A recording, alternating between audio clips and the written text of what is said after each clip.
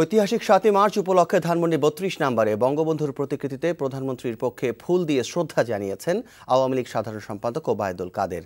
সকালে বঙ্গবন্ধু ভবনের সামনে বঙ্গবন্ধুর প্রতিকৃতিতে প্রধানমন্ত্রীর পক্ষে শ্রদ্ধা জানানোর পর দলের সিনিয়র নেতাদের সাথে নিয়ে আওয়ামী লীগের পক্ষ থেকেও সম্মান জানানো হয়। পরে আওয়ামী লীগের বিভিন্ন সহযোগী সংগঠনের কেন্দ্রীয় ও স্থানীয় নেতাকর্মীরা ফুল দিয়ে শ্রদ্ধা জানান।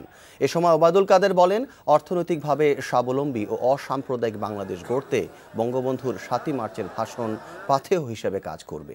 স্বাধীনতার চেতনায় বিশ্বাস করে না বলেই বিএনপি ৭ই মার্চকে পালন করে না বলে মন্তব্য করেন তিনি।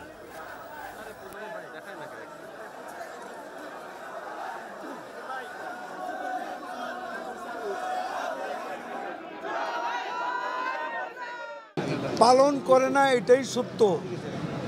আমি বললে কি তারা পালন করবে?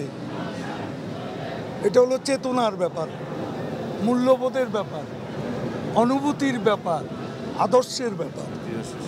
তারা তো ইতিহাস স্বীকার করে না, ক্ষমতা এলে ইতিহাস জবরদখল করে।